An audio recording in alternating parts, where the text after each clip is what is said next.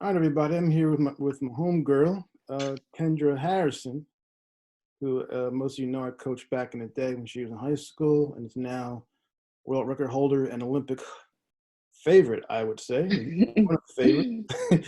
And she better win a doggone thing. We'll have a little chat here talking about life and specific to the hurdles and ask Kendra some questions about her whole approach to running the race. All right. So first of all, let's go ahead and talk about what we were talking about off camera before Mhm. the mental growth that you've gone through from 2016 to now, from when you were American record holder, world record holder, and yet didn't make the Olympic team, Mhm. and now you seem a lot more like a vet of the war, so to speak, very confident in yourself. How did that process occur, would you say? I think for me, coming into the sport, I kind of shocked myself at how well I was competing and how fast I was running. I just felt like I was getting better and better and better. And when it came down to the Olympic trials or when it came down to a bigger meet, it was like mentally, I didn't prepare myself for the pressure. I didn't prepare myself to be coming in number one and being able to go out there and run the way that I've been doing all season.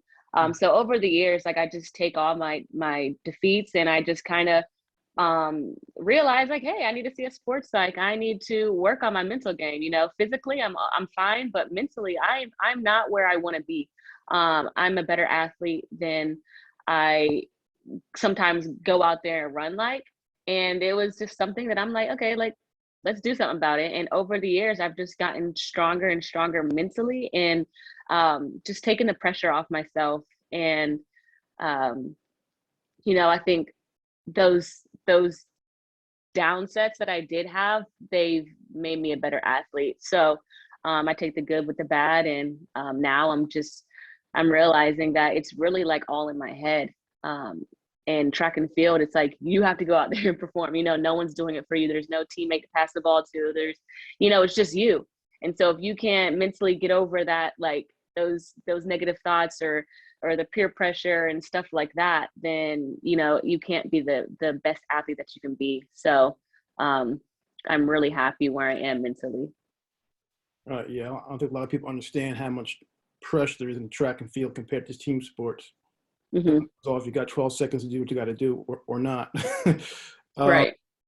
Follow a little bit about the sports psychologist. I think Hmm. on the side is still a stigma, at least to a degree, attached to the idea of needing help and Hmm. seeking it out. When did you first seek help, and do you still see a sports psychologist, and how often? I started seeing a sports psych in 2017 after I went to the London World Championships, ranked number one, and I came out number fourth.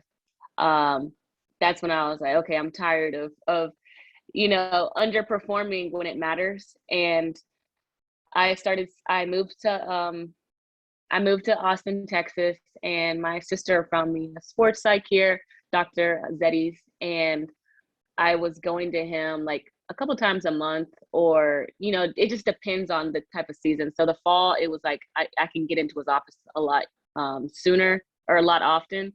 But when I'm in season, I just try to go to his office like when my schedule allows for it. I'm still seeing him. The last time we had a conversation, or last time I met with him, was right before the Olympic trials.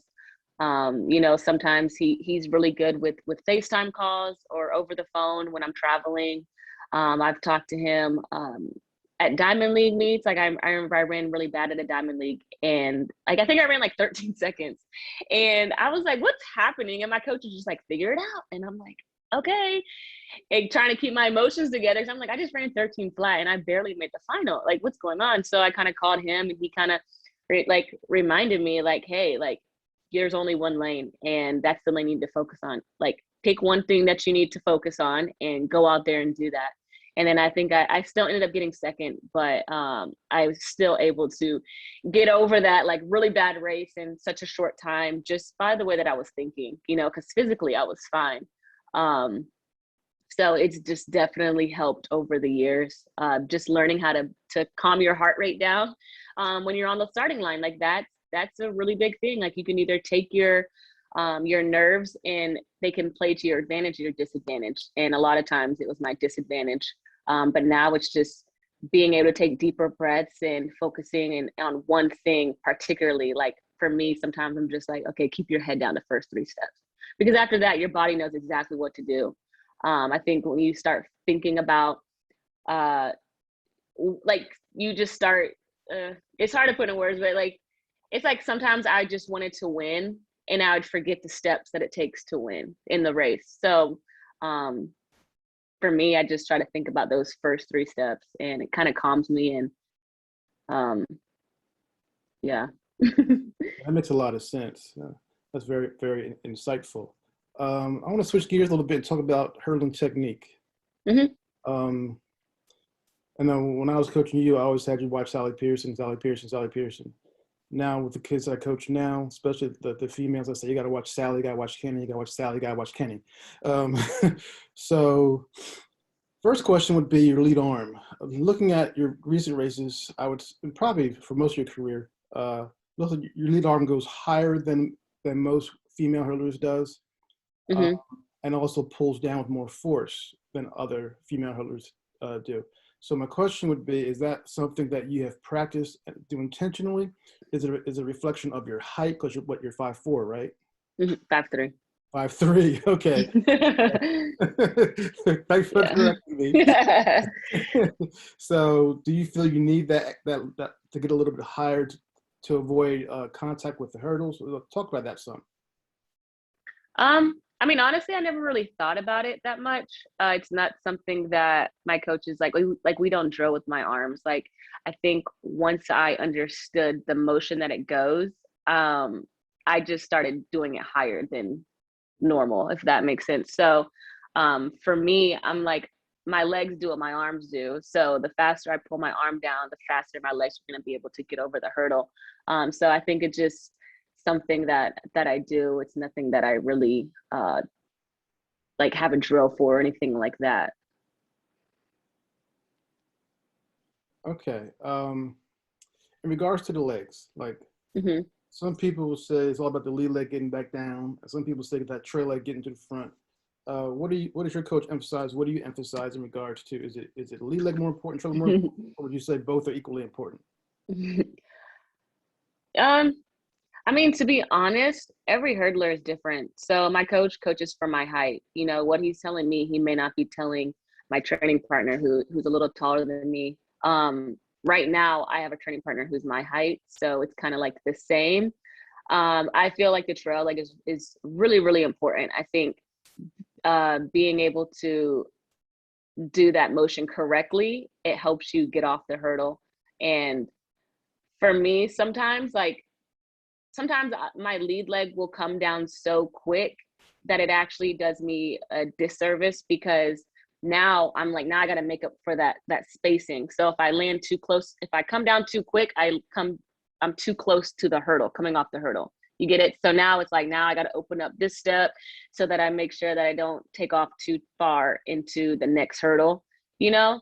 Right. So it's kind of like a balance. Like, you don't want to have your lead leg too quick, but you need to make sure that when you go over the hurdle, that it's just kind of, I mean, we do, like, my coach tells me, like, you want to have your lead leg, like, you want to try to bring your trail leg down before your lead leg, which it's impossible. But when you think like that, you're pulling it a lot harder. So it's like a little game, like, how far can I get my trail leg to catch up to my lead leg? So it's just, I think it's like, it's all one motion. You don't want to think of it like lead leg and then pull your trail leg. It's all one. Right. I like that, because I like the idea of conceptualizing yourself doing something you can't literally do. Mm-hmm. So that trail leg does come to the front as soon as it leaves the ground. Mm-hmm. It's like you want to pull it as soon as you push. Right. Mm-hmm. Preach on to the break of dawn. You've mentioned a few times after races that you thought your last couple of hurdles weren't that good, and I'm watching the replay and I'm like, what is she talking about? So tell me what you're looking for in terms of your last 3 and through the finish line. For me, it's all about how I feel. And we've been focusing so much on this year of just fixing up the beginning of my race. Like in the past, like I'm a strong finisher, but my start in my first 3 hurdles are kind of average. And I know I can go a lot faster. Um, it's just, I don't really try that hard at the beginning. And that's kind of something that we're trying to change. Like I need to be like the first 3 need to be as fast as possible. And so by doing so, I think towards the end, I'm realizing like the rhythm is a lot different and it's not as smooth, you know?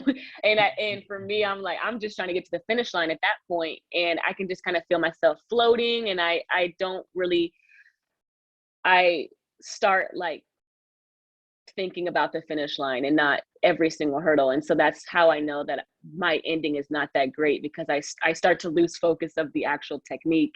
And I kind of look beyond that, and I'm just doing whatever I need to do to get to the finish line at that point. So that's why I feel like my last 3 aren't that great, because mentally I'm kind of checked out. I'm just like, get to the finish line. Like, but if you go back and look, like trials, final, that was horrible. My start was horrible, and you know, I did what I needed to do to catch back up. But at the end, I was just doing whatever. It wasn't technically, it wasn't great, but Right. mentally, I was just like, I don't care. Like I'm gonna get to this line, you know. And it's like, I mean, I completed the goal, but you know, like next time, I really want to try to be a lot more like in the zone at the last half, Mhm. and not really try to um start thinking of the finish line. Right. But in the past, it's like you didn't really get out the first 3, so now you're just trying to turn it on. Yeah. And it was easier for me to stay in the zone because I'm like, I'm focused on something like catching up or trying to get ahead and lead. So Yeah. So 2 questions. One would be, just to verify what you're saying, kind of put it in my own words. When you feel your second or last third is off, you're rushing and whatnot, it's because of things that happened earlier in the race, correct? yeah, like yeah, the faster you were at the beginning, you know, you got to be able to hold it more, and now you Right. gotta, you know, so it's something that I'm working on. It's not visible to the naked eye. Oh, well, I feel it, and I'm just like, what am I doing? I don't know. Go. The other point I would make, this is more a statement than a question, is, and perhaps part, I guess I could say it's a question. The older you, the 2016 you, would have fallen apart if with a bad Hmm. first part of the race. Whereas now, even though you don't feel that you're in your rhythm, you're fighting, and you don't hit the panic button. Correct? Mm-mm. Yeah, yeah. I definitely think I've matured in the sport, and um, I don't know. I just don't let like self doubt get in my way. You know, I think every athlete has self doubt, but it's being able to push those thoughts out. It's definitely just helped me mentally to run in bigger meets, you know, Hmm. and getting off social media like prior before I run. So I was off social media 2 weeks before the Olympic trials, just so that I don't have like, you know, people think that they're coaches and people do their predictions, and it's just like athletes are like, look at my workouts now, and I'm just like, I don't need to see all that. Like all that stuff is not good for your brain. So you know, just being able to log off of that, and um you know, doing so, like I do get on social media a lot, and when I wasn't on social media, like I was able to do a lot more other things, and I'm like, oh, like this is what, like, not being on your Yeah. phone, you know. I think if you're laying in bed, you automatically be on your phone, but now I like try to do meditation stuff, and I was doing a lot more stretching, just like things to keep me busy. I think made all the world. Yeah, you can still get on your phone, just use a meditation app instead of the Instagram or Exactly. Because you're right, Exactly. the chatter. I mean, Oh, sometimes I'll look at, I'll start looking at the comments in YouTube video of your race or any race, and you realize oh, the level of ignorance of the average fan. yeah, yeah, yeah. Yeah, Exactly, exactly. especially when it comes to track and field, it's like people are, Right. oh, you just run, right? So Hmm. what's up? Or Well, you're and good. people think they know you just because of what they see, but it's like you don't know me, like Right. so. You don't know So me. annoying. Another technical question. One of the things that I find myself always making adaptations with in my own coaching is the space between the hurdles. You touched on this a little bit earlier.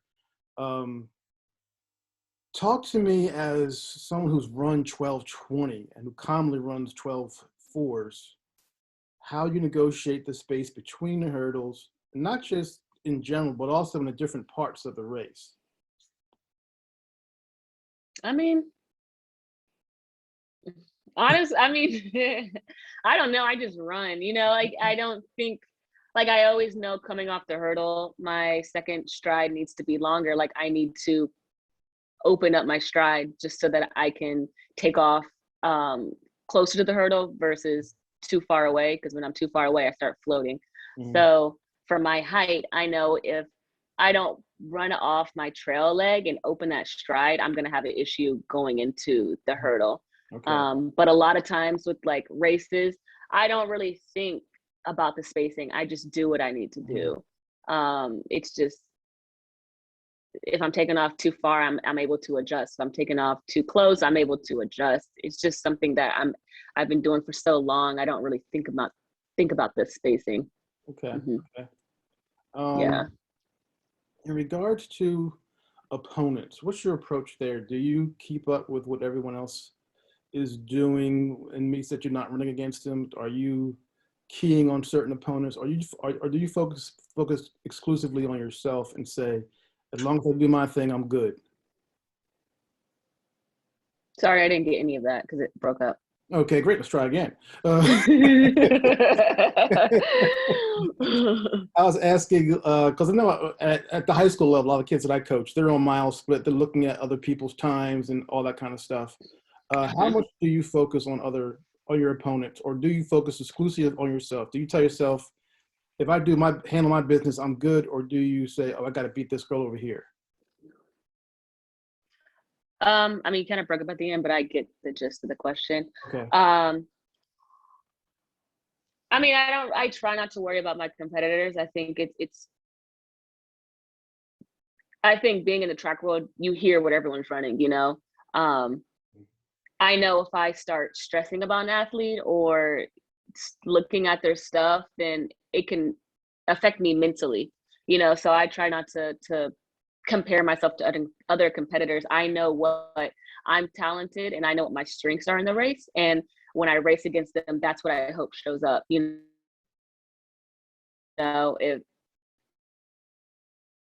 I'm like, I do this weird thing where if I just push myself to another gear and do whatever it takes to, catch back up or take the lead. So that's just one of my strengths that you can't really, it's just something inside me, just like go, I push this button and I'm just able to go to another level. And so that's what I rely on in the races. But I mean, you can't really think much about your competitors. Right. I got you. When you are, let's say, on a plane to a big meet, when you're maybe in a hotel before you head over to the track, talk about the process of, use the phrase in the zone a lot. Talk about the process of getting to that competitive zone. When does that start for you? Well, my competitive zone, like when I'm at practice, like I put my headphones in and I'm not talking to anybody, and everyone knows like, oh, Keni is just focused and like, don't really mess with her. Like if she has headphones in, she doesn't want to talk. And so it's the same thing when I travel. I put my headphones in and that's just my way of like, letting everyone know that like I'm listening to music, like leave me alone, that type of thing. But I listen to whatever I need to calm myself down. So sometimes it's gospel. Sometimes I listen to like inspirational speeches. If those. A lot of R&B, just really like soothing stuff helps me. And then I listen to it all like during warm up. If I didn't have music, it would be really hard for me to kind of just block everything out. But having headphones has like changed the game, because I'm just like, you turn it on high and you're not focused on your competitors. You're not worried about everyone talking around you. You're just going there, warming up the best you can, and going and competing. So that's kind of how I like stay in the zone. Just listen to music or listen to whatever I need to do to keep me relaxed. Right. And I remember you talking before, years ago, about Justin Gatlin, how impressed you were with how he was able to deal with all the focus. Yeah. And, you're a focal point. When the pre-show comes on, your face is on there and everybody's looking to see what Keni Harrison is going to do. And when you're warming up and stuff, the camera crews are in your face. How have you learned to deal with that aspect of your success?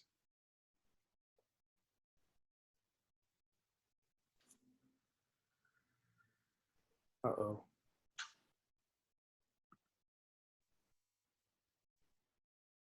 You froze again. Yeah, I think my Wi-Fi is scrubbing up. Did you hear my question?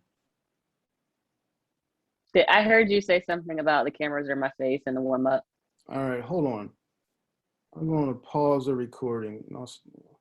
We'll just keep rolling. I think it'll work. Okay. Is it working now? Yeah. Okay. So my question was, what the hell was my question? Oh, in regards to the being the focal point and having cameras in your face while you're warming up as you're going out to the track.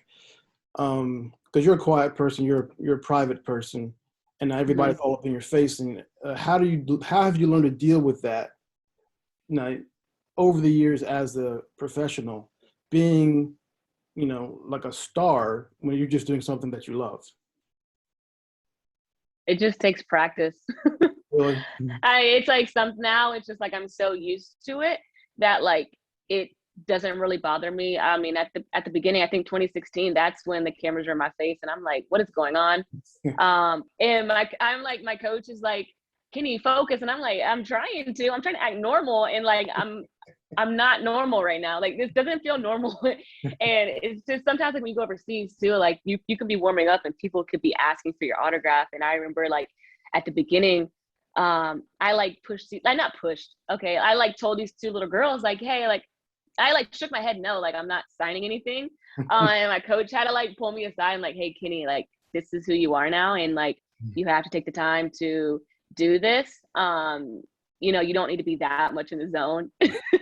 And so he's like, like this is what you're doing it for, like the next generation, and you need to be as kind as possible. And if there was a lot of people, he would have been like, no, but it was just two little girls who wanted who looked up to me. So again, it's just over the years I've gotten better with just being myself when the camera's on. I try to just pretend that they're not there to the best of my ability.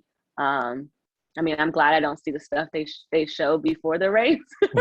Yeah, and then everyone tells me like, I saw your family. I'm like, really? Yeah. But I'm just glad I don't see that stuff. So I don't really think of it like, oh, they're showing me right now. I'm just like, okay, like it's just another meet, and it's just a little bit more cameras and a little bit more people. Right. Yeah, they showed your whole family in the bleachers more than once, actually. I know, that's what I heard. Crazy. Yeah. So the latest out of Tokyo is that there'll be nobody in the bleachers. Just, I guess, just coaches. I'm assuming. And yeah. So does that change anything in terms of your? I don't know if you feed off the crowd or not. So what are your thoughts on that? I mean, I competed a few times this year without spectators, and I think when you're lined up next to your competitors, like you're not worried about the stands. You're not worried that there's no one there. You're just like, okay, I'm lined up next to A and B, and I need to be in front of them, and I need to go out here and run the best I can. At the end, when you want to celebrate and hug somebody, like, it's probably going to be like, oh, dang, like there's no one here to do that with. Yeah. But I mean, at the end of the day, it's when the gun goes off, you're not like hearing all that in the stadium isn't going to affect the performance or anything like that. Right. That makes a lot of sense. All right, that's pretty much all I had. Um, Again, as I said before we recorded, I think the world of you. I'm so proud of you. Thank you. You know, knowing how far you've come and knowing your passion for the sport, it's kind of like it's good to see someone who's a really good person, who's not ego driven, such a high level of success. So I'll be Thank rooting you. for you in Tokyo, girl. Thank you. I mean, you taught me my 3 steps, Oh so. yeah, I was telling people she was 4-stepping when I met her. I didn't even know what I was doing at that point, so. That was a fun year because we were able to go from what October through April without any races. You got everything right before you got into a race. That was fun. Yeah, it was. All right, I'm gonna sign off on recording. Bye, YouTube fans.